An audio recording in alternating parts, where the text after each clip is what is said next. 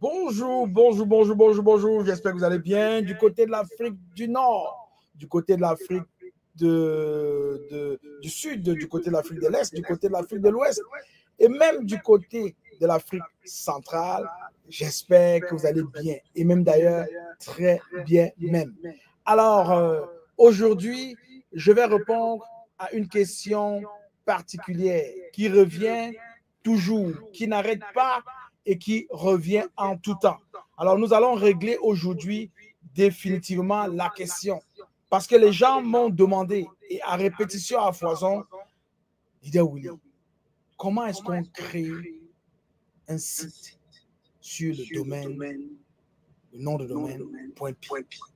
Alors, je viens aujourd'hui répondre à cette question avec des détails assez précis pour que chacun qui nous suit et chacun qui va nous suivre puisse avoir vraiment l'heure juste sur ce qui se fait. OK? Alors, donc, je vais commencer tranquillement. Ça va être quelque chose d'interactif. Je vais commencer tranquillement par vous partager mon écran. Alors, ça, c'est votre application Pi. OK?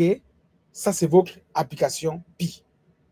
Si vous voulez créer un nom de domaine, vous devez d'abord, si vous voulez faire le squattage, je ne vous l'interdis pas, mais je pense que ce n'est pas la bonne chose.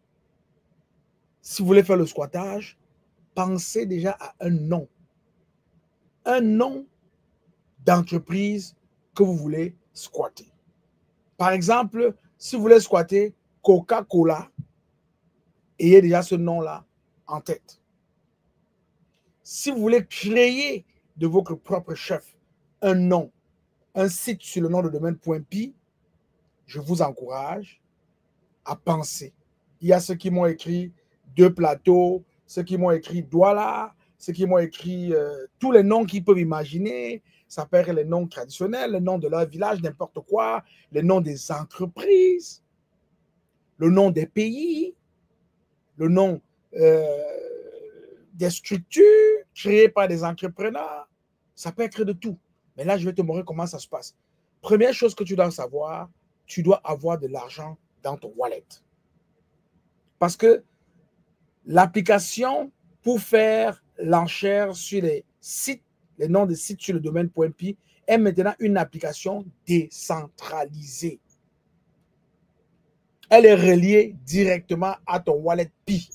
Si tu n'as pas de Pi dans ton wallet Pi et que ton wallet Pi est fonctionnel, va sur les échangeurs BitGet, MEX, Get.io, achète des Pi et renvoie-les dans ton wallet Pi pour pouvoir les utiliser. Si tes Pi sont verrouillés pour 3 ans, tu ne peux rien faire. Ne me pose pas de questions, ne m'envoie pas de messages pour avoir des éclaircissements.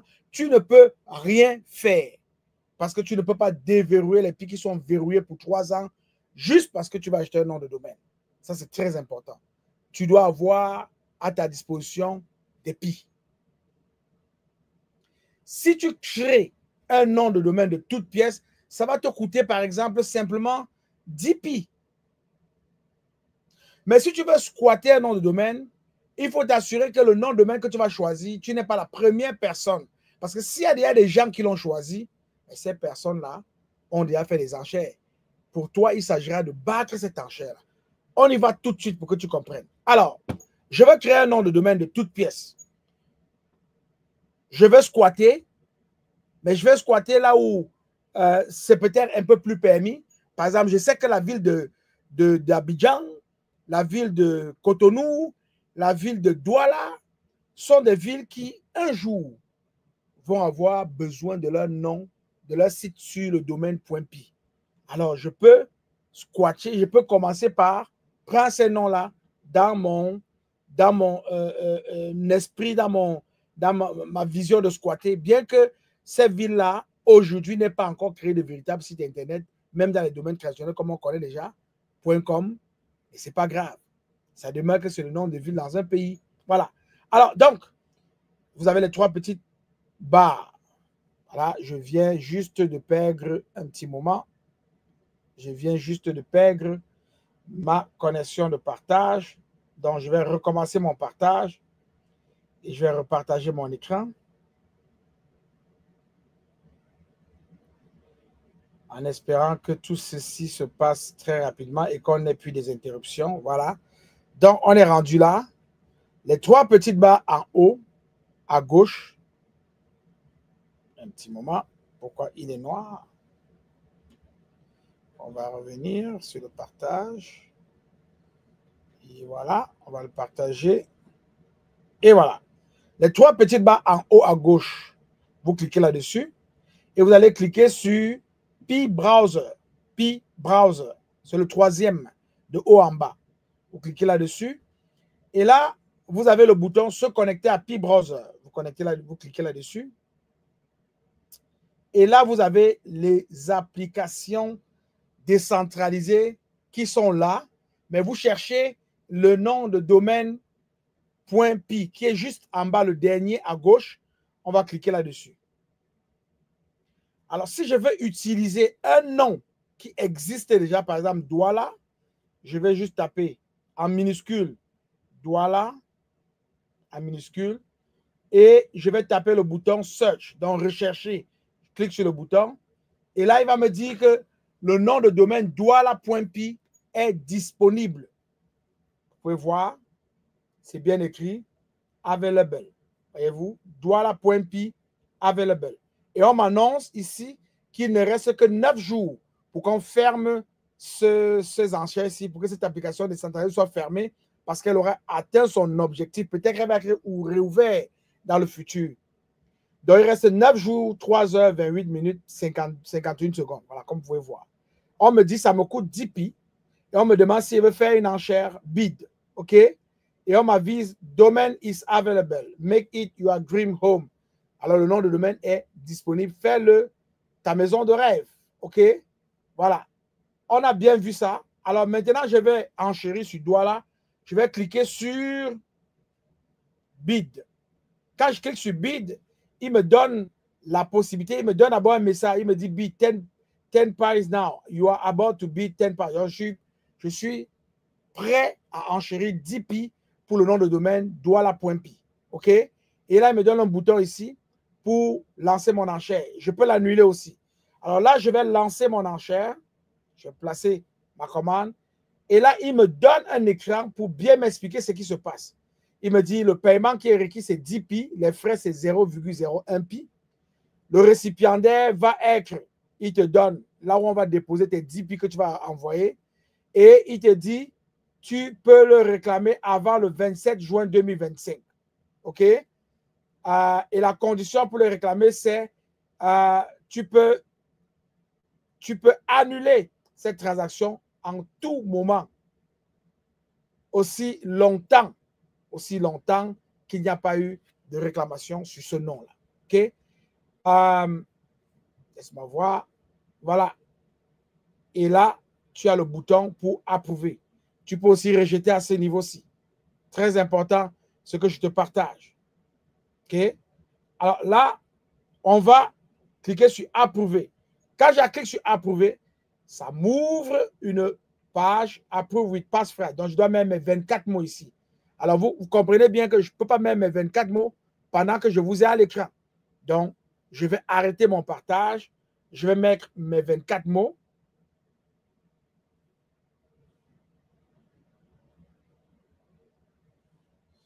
Un petit moment.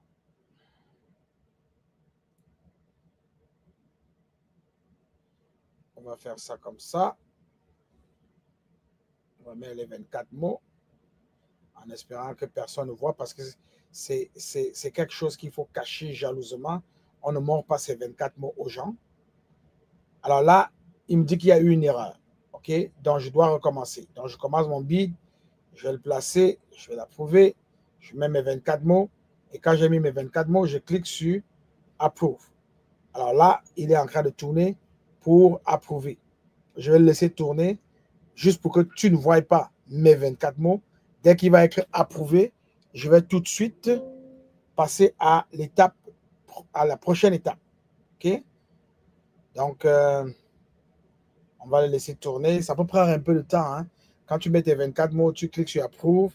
Approve with passphrase. Là, il va prendre un peu de temps, il va tourner.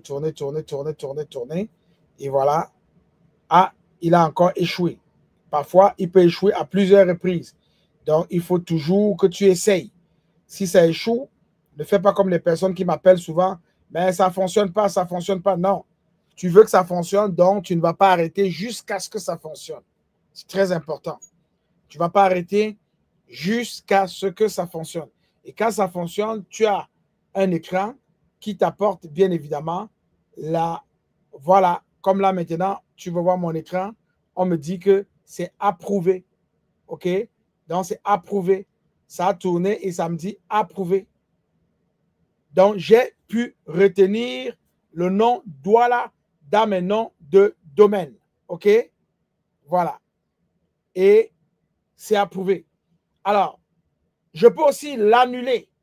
Je peux l'annuler, c'est-à-dire, je viens de le faire approuver, mais je peux aussi l'annuler. Et je vais te montrer comment est-ce qu'on l'annule. Alors, il est là. Le nom de domaine est désormais pour moi, mais pour une raison ou pour une autre, je ne veux plus ce nom de domaine. Alors, qu'est-ce que je fais? Je l'annule. Donc, je viens cliquer sur le petit bouton Cancel en bas. Vous voyez là, Cancel en rouge, à droite en bas de Bid. Je vais cliquer sur Cancel. Et quand je demande à canceller, il va me donner un petit message ici, juste pour me demander si je suis d'accord. Cancel your active bid. You are about to cancel your active bid.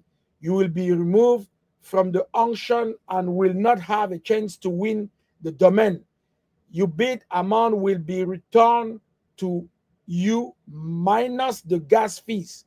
Le gas fees, c'est 0,01 pi. Alors, je vais canceller. Et quand tu cancelles, une fois de plus encore, ils vont te demander si tu approuves l'annulation. Tu vas cliquer sur le bouton approuve en bas.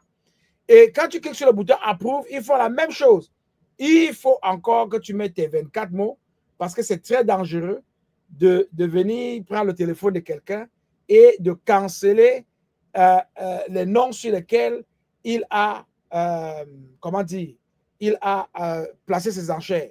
Une fois que c'est cancellé, annulé, vous avez la preuve que c'est annulé parce que désormais le nom Douala.pi n'a personne, il n'y a personne, ici, il n'y a personne qui a fait des enchères là-dessus. Donc, il n'y a personne sur la liste. Quand il y a des gens qui ont des enchères, vous pouvez les voir.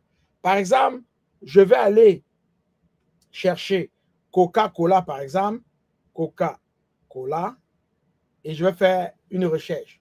Alors, vous voyez, ici, Coca-Cola, il y a une seule personne qui a lancé des enchères sur le nom Coca-Cola. Et comme tu peux voir, la personne a misé 1009 pi pour avoir ce nom de domaine. Cette personne a fait ce qu'on appelle du squattage. Ça veut dire que si demain, en fermant, c'est elle qui remporte Coca-Cola.pi, si c'est elle qui remporte, l'entreprise Coca-Cola n'aura pas le choix de se tourner vers cette personne-là pour venir réclamer ce nom de domaine.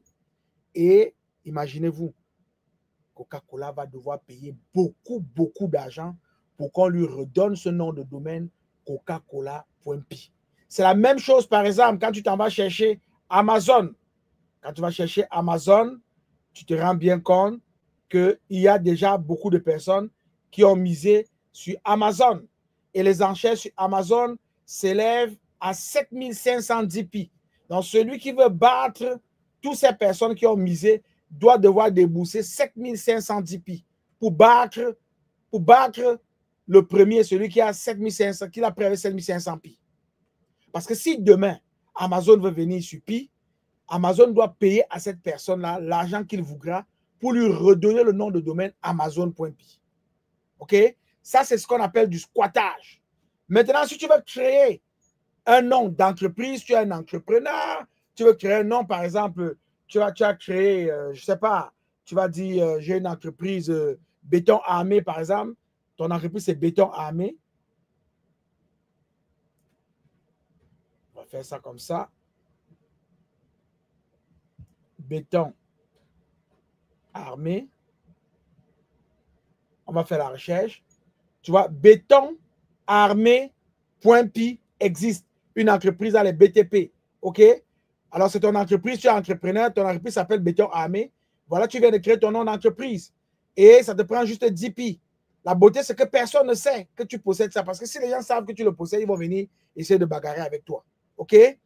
Donc, voilà un peu ce qui se passe avec les noms de domaine.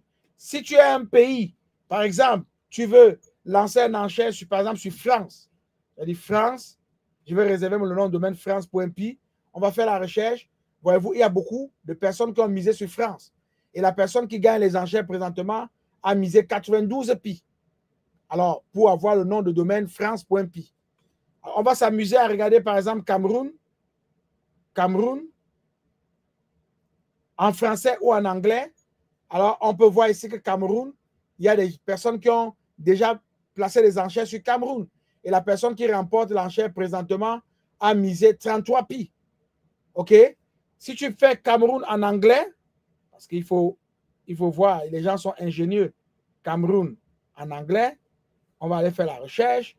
Alors, tout de suite, il y a 2 personnes qui ont misé sur Cameroun en anglais. Cameroun.pi en anglais. Et la personne qui gagne les enchères présentement a misé 45 pi. Voilà comment tu fais pour te promener et choisir un nom de domaine.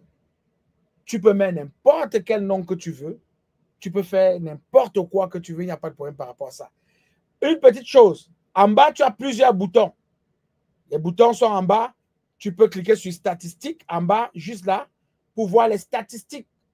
Alors, les statistiques dans le site, dans l'application de domaine, nous disent que le domaine 10pi, regarde bien, le domaine 10.pi a été aux enchères 189 fois. Et l'enchère le plus élevé sur le domaine .pi, c'est 820 pi. Amazon a été aux enchères 170 fois et le prix élevé pour les enchères est de 7500 pi.